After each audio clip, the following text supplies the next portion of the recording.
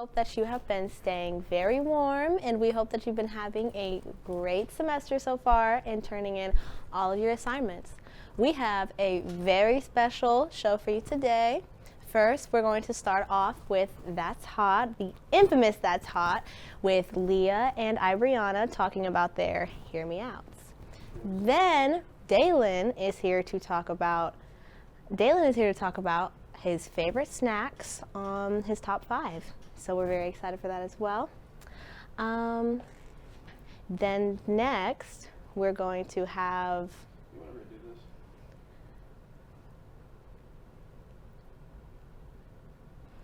this? Next, we're going to have Wambui. She is back giving us an insider scoop on KU Theater's 25th annual Putnam County Spelling Bee. Lastly, Jacob is here to talk about KU basketball and the unfortunate Chiefs record. But that being said, we hope you enjoy. Oh, that's hot. That's hot.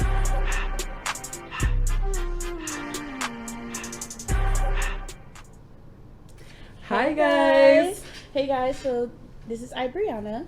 My name is Leah. And today we are listening to That's Hot. And today for this show we discuss rather what happens in the world and we decide whether it's hot or it's not. Now, we got an interesting one for y'all. We're going to be talking about our personal Hear Me Outs. And believe me when I say y'all, the roster is loaded. So it's not that bad, y'all. Like I had to go a little soft on y'all. So today. just hear us out on this one, okay? Just remember to stay open-minded. All right, so you go first. Who you got for us today? Okay, to all my League of Legends players, my bad. Yes, I know, I'm nerdy. Don't come for me. Anyways, to all my players, Echo. This man can go back in time, reverse any mistake that he's made. It's basically like a perfect relationship. Because any bad thing that happens, he can just go back in time. Like, if he burns the food or whatever, he can just like go back 20 seconds in time, fix it, make it good or whatever. But you know what I mean? Like, did you see Arcane on Netflix? Did you ever watch it? Mm-mm. That is so sad. You need to do better. Do better. I'm looking at like his character and I'm just like, you said he go back in time? Imagine he just trips and fell in front of everybody and he just go back in time and try to avoid it. Right, but like it's actually like the perfect life hack, because like imagine investing in stocks or whatever, not to like be nerdy or whatever, but imagine like you see this stock like popping off or whatever. Let's just go back in time, invest into that and grow our money. Like, I don't see anything going wrong in this relationship. I guess you think like that's smart or whatever, but I don't know. Looks are not everything. Looks are not everything. They're important, don't get me wrong, they're very important, but so you would date someone who's a 0 out of 10? Like I said, looks are important, okay? But they're not the most important thing. Right. That's true. And if any of y'all watch Arcane, I love that show on Netflix. If you haven't, go do it. But he basically like, he's the leader of this huge group. And he's just like a people person, and I love it. But what do you think? I guess. Anyways, let's go to mine. Mine is Maxie. It's Max, but Maxie, like Goofy say, Maxie. Y'all know his son, Goofy son, right here. I'm sorry, guys, but the way he just chill. Like, I don't know, he gives like a chill. Did you watch the show? Yes, he was a crybaby. Okay, not too much. He was a crybaby. Okay, I'm just making sure you know that. Just a little. God forbid, man, just have some emotions. But he was nonchalant too. Like, come on, guys, let's just think about it. But I don't know. I just like that he skateboarded. I want to learn to skateboard. That's like, what I want to learn to do. Athletic. Like, that was the main thing that I liked about him. Also, I don't know. I thought about putting his dad, but hey, that's a whole different story. But yeah, what you think? Does my face say it, y'all? I could understand Max. Okay, I can understand Max. But Goofy? What's wrong with Goofy? Everybody likes a goofy person. Like, I'm goofy, so I feel like if me and Goofy will get along so well. He'll trip over something and here go me laughing about it, and I'm probably gonna trip over something after. I just don't like that man's laugh. I'm sorry. I didn't grow up with Mickey Mouse and his clubhouse or whatever. Mickey That's Mouse whatever. Clubhouse. Well, whatever. What's your next one? Okay, y'all. Hear me out. I want to talk about Mr. Clean. Okay? Mr. Clean. Look at that man. Look at that man. Mr. Clean. Man, what more could you ask for? He is strong. He could probably pick you up. And bald-headed. Uh-uh. My bad. And bald-headed, I guess. Whatever. But you never have to worry about coming home to a dirty house. Like, he's always going to be vacuuming, cleaning, getting those hard-to-reach spots, if you know what I'm talking about. But I don't know. He's not typically my type of guy. I don't know. There are rumors saying like Mr. Clean is gay, but like he's a cartoon, and more so, he's not even a cartoon. He's a commercial. Wasn't there a commercial with him and a woman? Like I don't even watch TV anymore. I swear it was a commercial where no, we're not even gonna talk about that. But isn't there a black version of him? Yeah, but I mean, I didn't like that one. I'm sorry. He got a big head, y'all. He got a big forehead. He's just not matching Mr. Clean's like energy, his Right. aura. Right. Like, I don't know. They lost like 10 aura points for that one. Mm-hmm. I don't know. But speaking of aura points, let's get to mine. I'm talking Speaking about Cyborg. of bald men. Cyborg from Teen Titans. I never watched it either.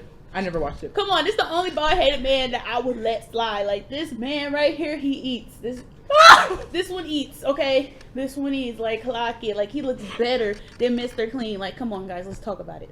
But he's a robot. So the robot, he's strong too. You know, she don't want a no robot. puppy. She want a big dog. My bad. But still, like, I don't know. Like, I think Cyborg is just, I don't know. I mean, It's something about him. Also, like the original Teen Titans, like he seems like he's a very, he gives like leadership vibes. Like he gives big dog. Like he be controlling stuff. Like, have you watched the original Teen Titans? No, I didn't watch Teen Titans. Teen Titans Go. Nope, none of that. Good, because Teen Titans Go is trash anyways. But let's go to this next one, please. Let's see what else we got. This one's for me. Okay. This was for both of us. Okay, for the moment. Okay, this was my favorite crush when I was like a little kid, and it's Theodore from Alvin and the Chipmunks. He's like, the best chipmunk. I'm sorry, He's the best one. Theodore is so freaking cute. Like, He's come so on, y'all. cute like, and he's loyal. so adorable. He's so Like, nice. he's just like me for real with chubby cheeks and everything. Like, I just want to. And like he loves to cook too. And he's a singer, y'all. And the way they be picking on him, like, you know that one movie where they were in high school when they was picking on him? I wanted to go through that screen and jump them. Like, beat Justice them for up. Theodore. Justice for Theodore. But his brothers got him on that one. Got they lick back as they should. My bad. I mean, shoot. You said exactly what I was going to say. But I agree. I think that was good. But hold on. We should get him some extra ones. What you think? You know what? Yeah. Let's give him a couple. What you got? What do you think about, okay, y'all, don't look at me funny, but Remy the rat from Ratatouille? Remy? That man can cook. He can cook. Like, imagine him in He human form. Like, he can cook. Better than most people, I would say. At least he's not grabbing somebody's hair.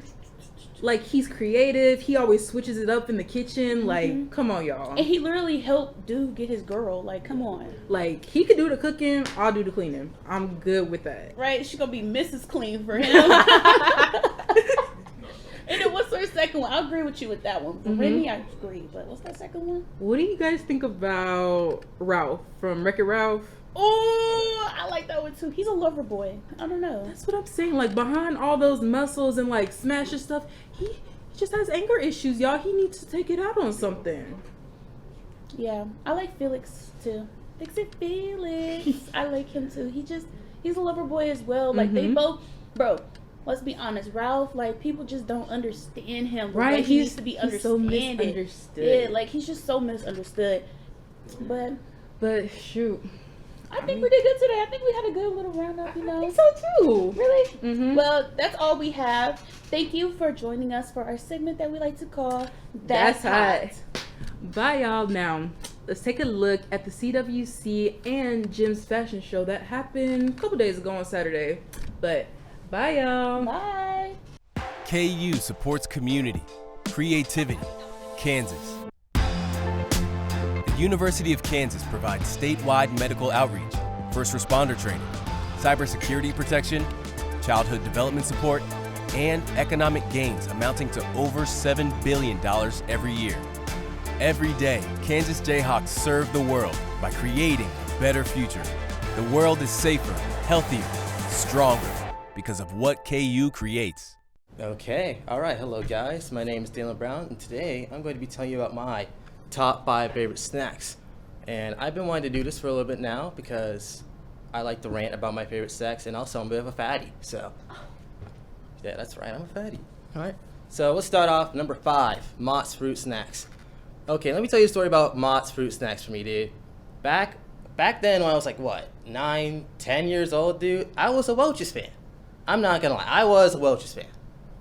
But then, because I would always be given Welch's back in church, dude. Back at home, they would always buy Welch's. But then, my friend Alana Brown, God bless her soul, dude, introduced me in high school to Mott's Fruit Snacks. And I tasted one of these things, dude, and I was like, oh my God, these are sent from heaven, dude. Who made these things?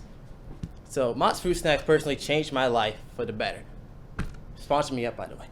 But, you know what also changed my life? My number 4 pick, Cosmic Brownies.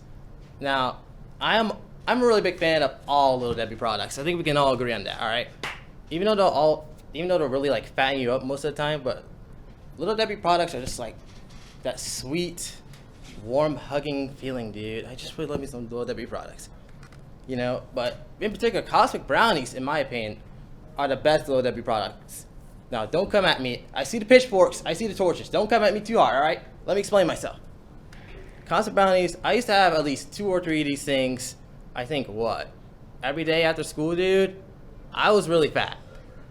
I'm still really fat now, but I was really fat back then. Now, I don't really have much else to say about Cosmic Brownies because they're just really that good. They're just good brownies, dude. But you know what I do have a lot to say about? Oreos. That's my number 3 pick. And in particular, birthday cake Oreos. I love birthday cake Oreos, dude. Birthday cake Oreos has gotten me through some very hard times back then. Back in high school when I was working at Walgreens, dude, I would get these things 15% off. And I would buy one once every other week, dude. Man, and I would bring it home, right? I'm like, oh man, I can't wait to eat this when I get home. I put the thing in the kitchen. I go upstairs for 2 hours. The thing's gone. All the rolls are gone, dude. I have to throw this thing away. Like, the package is still there. It's like prime rage bait or something, dude. It's messed up. It's messed up. I'm getting mad just thinking about it. Let's go to number 2 pick, Gushers. Everybody loves Gushers. I haven't met a single soul who doesn't like Gushers, all right? And Gushers are just absolute peakness, dude. I love me some Gushers. I was on a film set, the other weekend, dude, and we need to get some, some food for the actors. You know what we did? We got Gushers. And the actors ate that stuff up, dude. Gushers is so good. Back in freshman year, dude, I had a 40-pack of these things. They were gone in a week. Now, don't give me those weird stares, all right, man? You would eat them too, all right? I love me some Gushers. That's for sure. Anyways, let's get to our number 1 pick, and it's this bad boy. That's right, Milk Duds. Now, put the pitchforks and torches down. Okay? Milk Duds are my G. That's my goat. That's my homeboy. Alright? Me and Milk Duds, it's like this. To my heart. To my chest. I love me some Milk Duds, alright, man? And you know what? If you still disagree with me now, alright? You can go to my Google form, and we're gonna have it on the Instagram, alright? You can go pick out your favorite snacks. There's 50+ options, okay? So look out for that post, and those are my top 5 favorite snacks. Okay, I see the pitchforks and torches. I'm ending right here, guys, so I'll be seeing you later. Thank you so much for your. For students searching for a way to stay active in an outdoorsy way, the City of Lawrence has bike trails running in every direction, and with the new bike share program, we can stay in shape as we tour the sights of our beautiful city. Clinton Lake is only a short 30-minute bike ride away from Daisy Hill and has the most incredible sunset location in all of Lawrence. Walking campus may give you the KU calves, but biking can give you the KU thighs. Bike Lawrence today. Hey guys, thank you for joining us again for another student profile. Today we have here with us, Daryl Brundage Jr. who is starring in the most recent KU musical, the 25th annual Putnam County Spelling Bee. So tell me about yourself. When did you just first get like the acting bug? Great question. So when I was about 7 years old, I'm initially from Pensacola, Florida. So I have two older sisters, and my oldest sister was going to this acting class, and she like drugged me along one day after school. And they were doing this acting exercise called, I think, Zip Zap Zop, where basically you just, if you're familiar with the exercise, you just kind of zip zap zop energy around the room. And I kind of fell in love with it from there, and since then, it's kind of catapulted into my love for the arts in this way. Okay, so you're from Pensacola, Florida. How did you make your way over here to KU? Yes, so I was initially at Mississippi State University, and I was studying music and theater there. And then after some things transpired, I ended up needing to go to a new school. So KU was a great option because it accepted a lot of transfer credits. So that's kind of how I wound up here. That's so great, and we're happy to have you. Yeah. Okay, and so was the Putnam County Spelling Bee your first musical here? Yes, it was. Okay, so can you describe that experience? How is it different from previous theater experiences or from Mississippi State? Wow, yes. Well, in comparison to my past experience, I think working with the KU Theater production was really supportive. I felt the utmost love and respect and opportunity to be able just to express myself and express the character and portray as much as I could in that world. So I was very honored to be around every single part of the creative team and beyond. That's wonderful.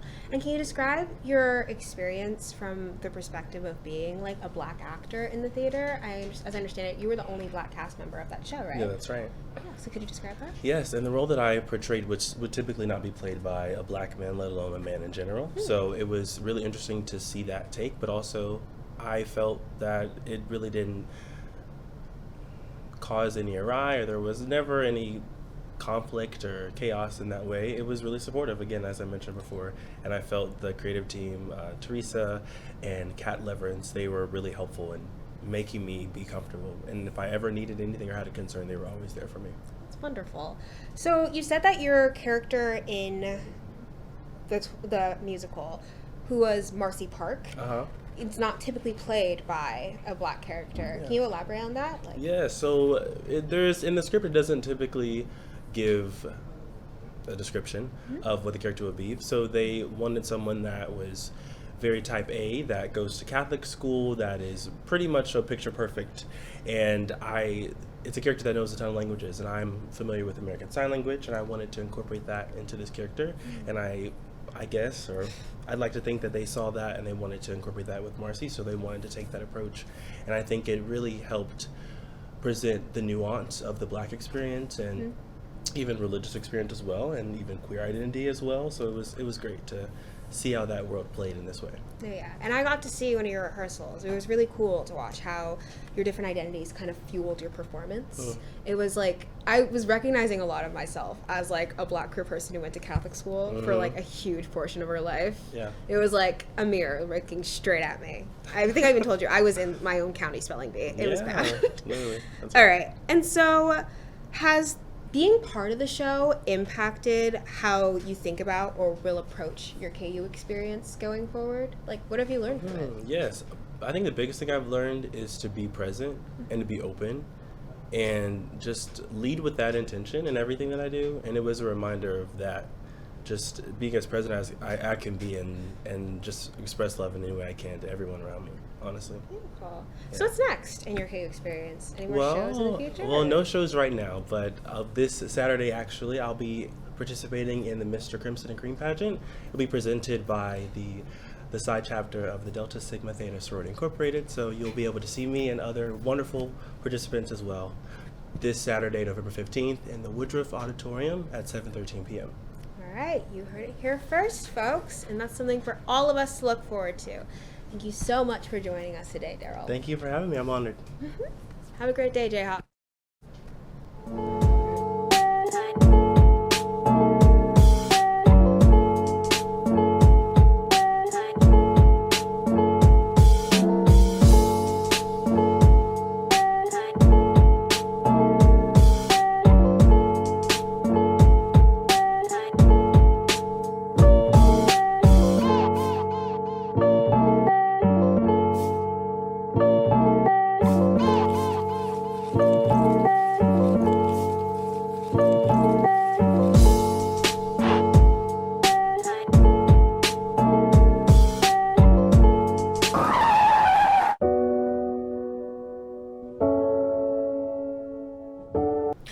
Welcome back to MelaninMedia Sports.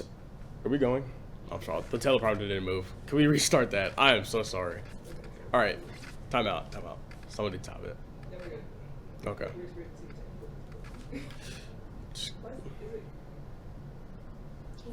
Back to the top. No, that's good. Nope, actually down one. No, that's not good.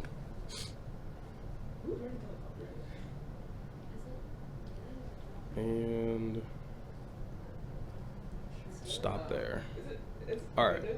We good to go? I'm not like, let's kill him for messing it. No, it's okay. I was just curious. That needs to move out the wall. All right. Count me down. All right. 5, 4, 3, 2.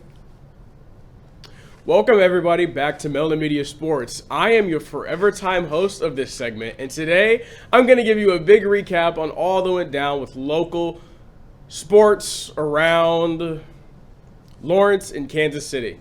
Starting off with men's hoops, who Friday night were in the Battle of the Blue Bloods at Chapel Hill, North Carolina. The Jayhawks fell to the Tar Heels 87-74, mainly because of KU's defensive collapse in the second half, where they gave up 50 points to the Tar Heels, shooting 66% from the field, but the lead as large as 18 the Tar Heels had. The rotations got sloppy, the transitional defense was fraud, and this was tied for the most points a Bill Self team has given up in his 23 seasons at KU. Darren Peterson led the team with 22 points, and there was not any other notable production from the rest of the Hawks. But this is only game 2, and there's plenty of time to fix these defensive struggles. But you know who doesn't have time to fix their defensive struggles? KU football, who just absolutely crapped the bed last Saturday against Arizona, losing 24-20. This was honestly a heartbreaking loss because most fans were thinking this would be the day KU would get its third bowl game appearance with Lance Leipold, but that just was not the case. The unfortunate thing is KU controlled the game for most of the game, but it came down to the end with their kicker missing the field goal to put them up by 6, and then Arizona scored on a lightning quick drive to win the game. The Hawks have a bye this week, but will look to become bowl eligible against Iowa State or Utah in the following weeks. Now, closing this segment out, the Kansas City Chiefs might be in trouble. They are currently sitting at 5-4, but down multiple games in the AFC West to the Broncos and Chargers. We still have much left of the season to play, and Sunday afternoon's matchup against Denver will tell us all about where the Chiefs stack up against the division leader, the Broncos. Will the Chiefs repeat as AFC West champions, or will they even make the playoffs? Who knows, but that's all I have for today. Thank you for tuning in to MelaninMedia Sports. From adversity, we rose. We made history and became pioneers, voyagers, champions, Jayhawks. And when our chant rises, haunting and hallowed, Jayhawks are telling the world what's near. Victory. Thank you all for tuning into this week's episode of MelaninMedia. What a great show today, but the fun don't stop here. MelaninMedia would love to invite you to participate in our Thanksgiving Showdown. So basically what we're going to do is the contestants are going to go head to head in creating the best Thanksgiving dishes. This event will be on November 24th in Stouffer Kitchen, and if you're interested, stay tuned for more updates. Sigma Gamma Rho Sorority Incorporated is having their Mocktails and Moo-Moos event on Tuesday, November 11th at 6 o'clock p.m. in the Divine Nine Room. So make sure y'all get a mocktail and come support me. Culture Works Collective and the African Caribbean Student Association are having a game night on Wednesday, November 12th at 5 to 7 p.m. in the J Room. So make sure to stop by. That being said, we hope you guys have a great rest of your week. Stay warm, and we'll see you next time. Bye, Jayhawks.